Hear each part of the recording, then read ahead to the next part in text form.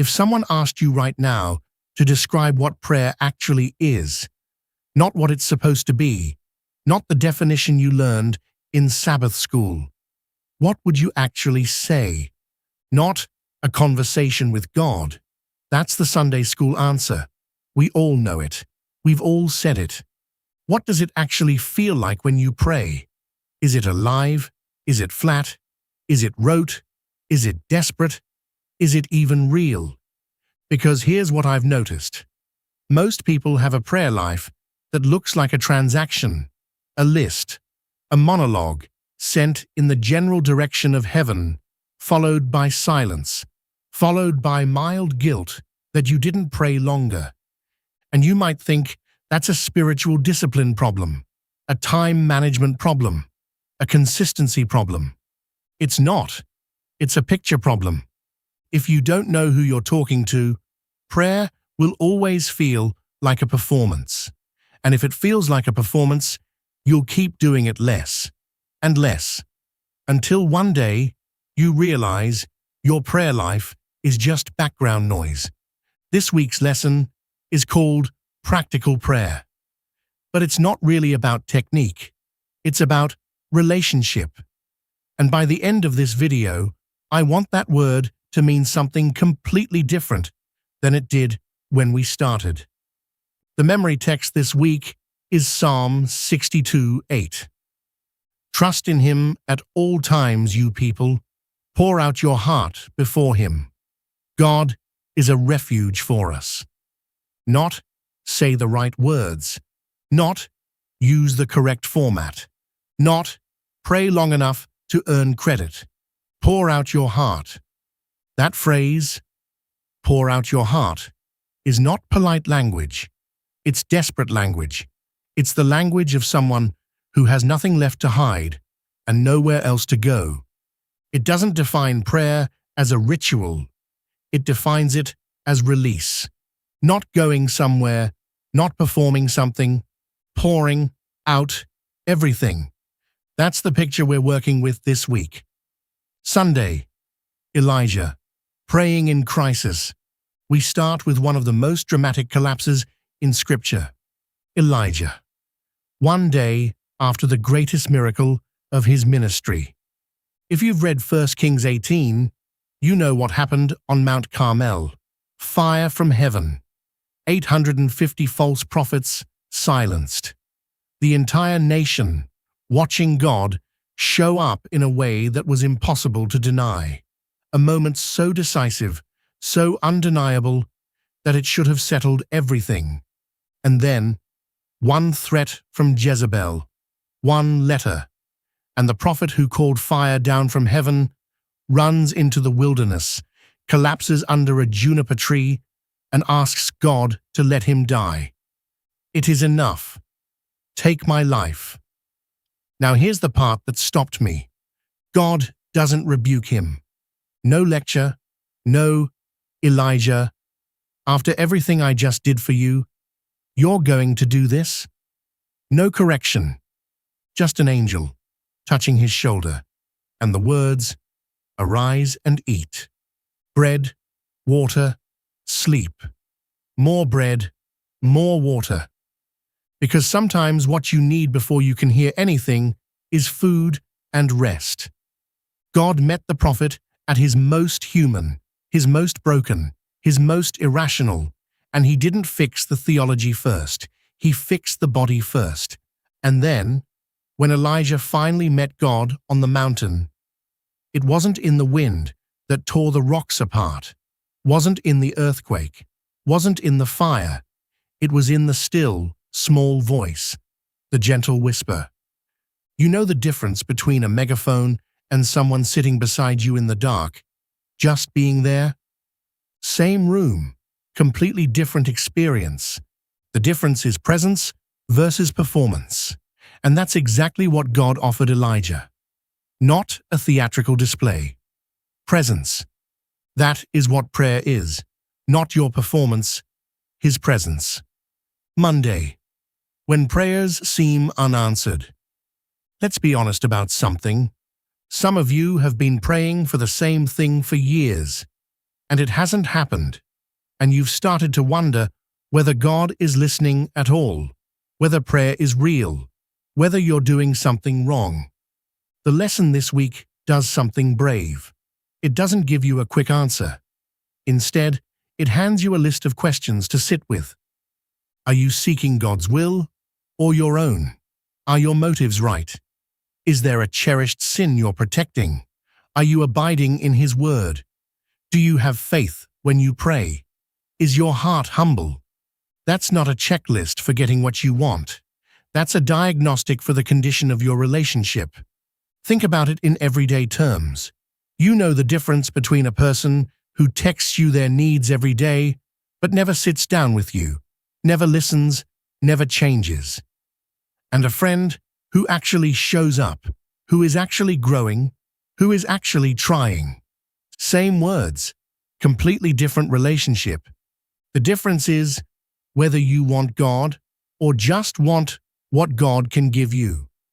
And here's the most important thing the lesson says about unanswered prayer. The key factor is your picture of God. If you see God as distant and disinterested, you'll interpret silence as rejection. If you see God as a father who knows the big picture better than you do, you'll interpret silence as trust.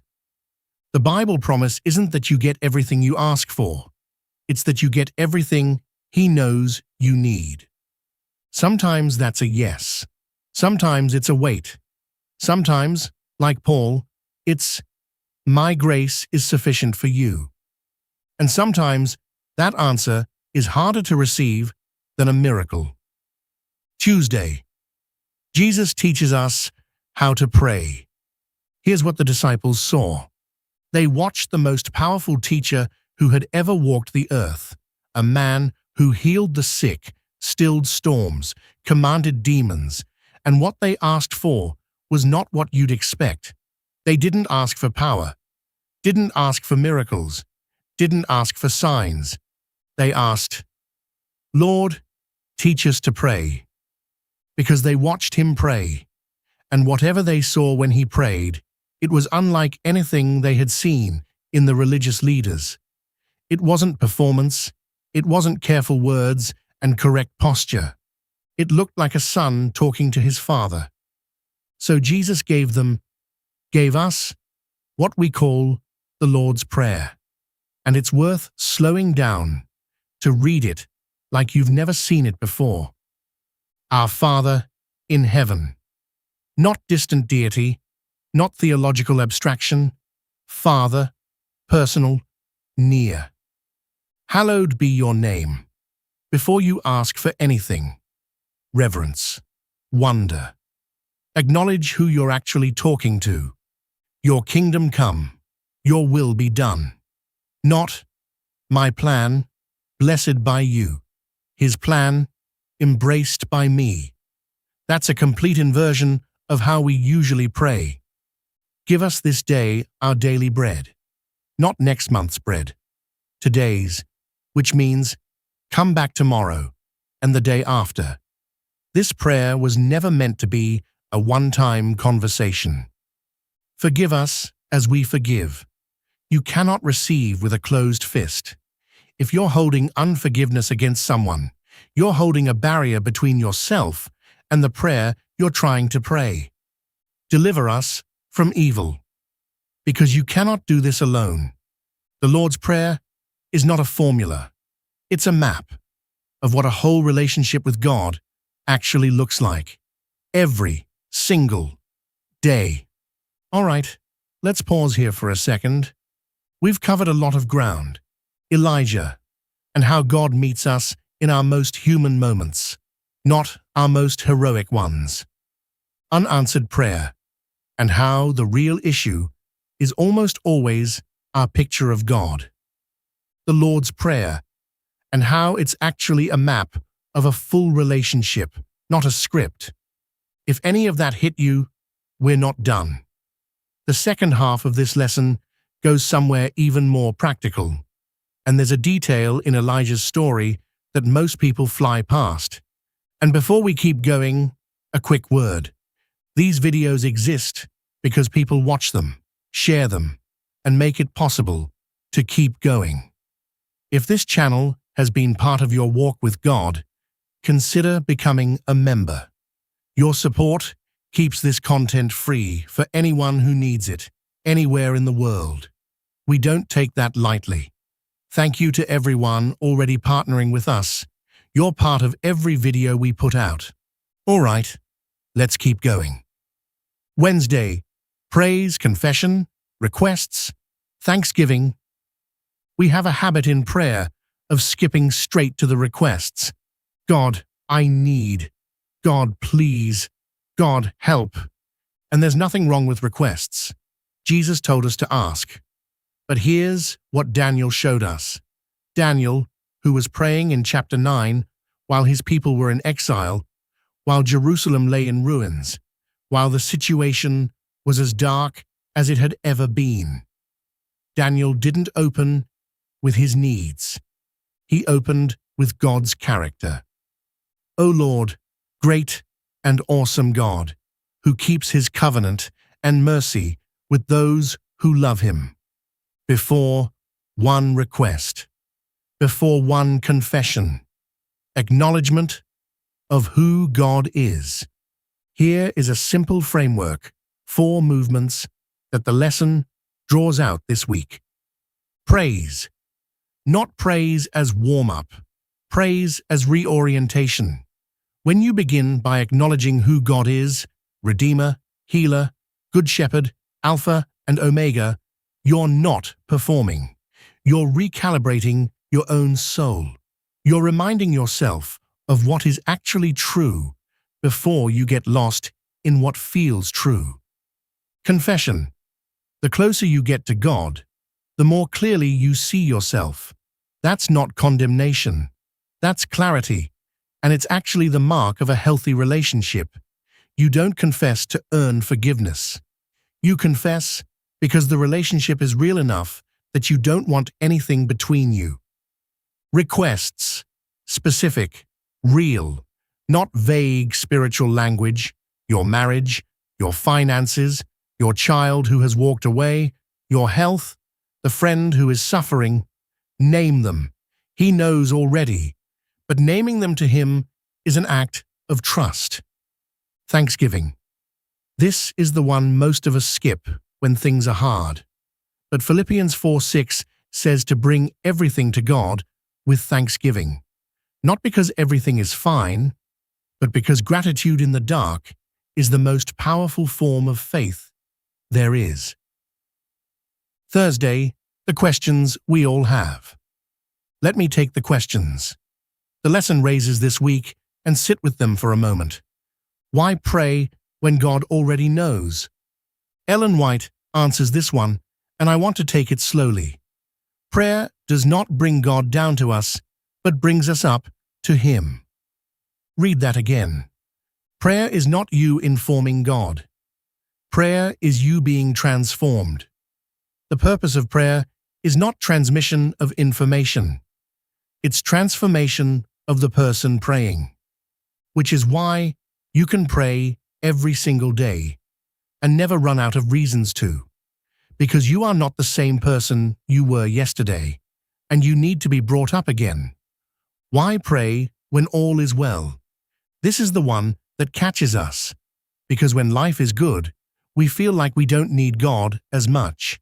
And that feeling is exactly when the drift begins.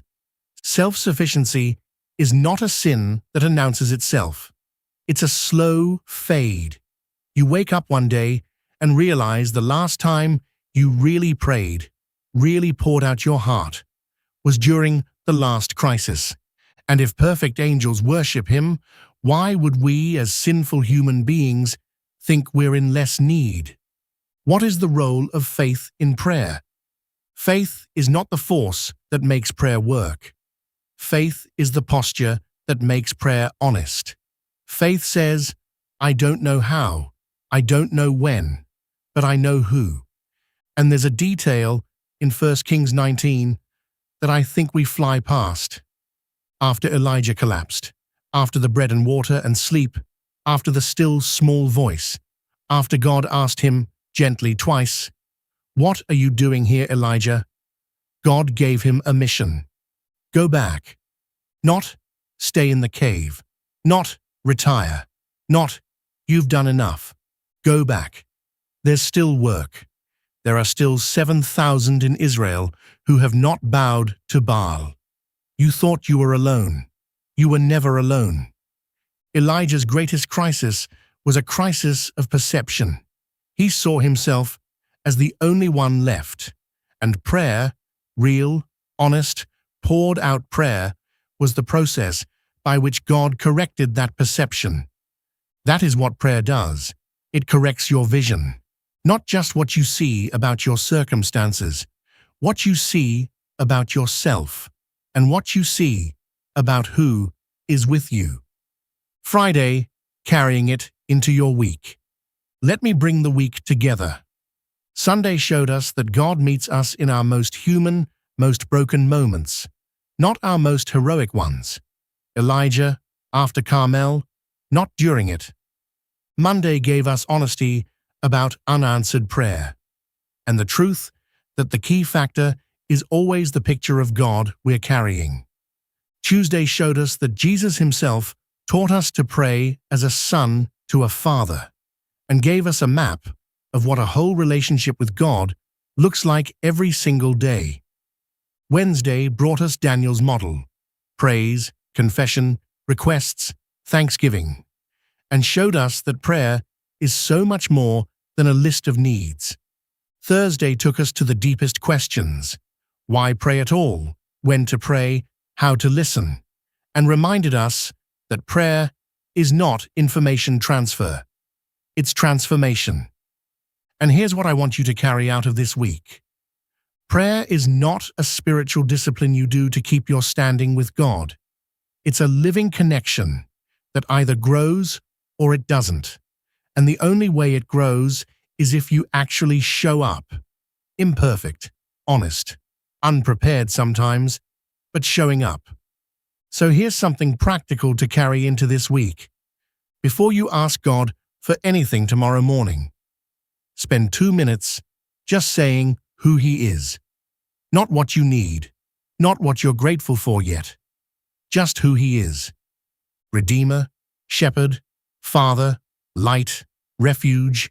Let that reorientation happen first, and then watch what happens to the rest of the prayer. Because the difference between a prayer that feels like a transaction and a prayer that feels like a relationship is not the words, it's the posture. Psalm 62:8. Trust in Him at all times, you people. Pour out your heart before Him. God is a refuge for us.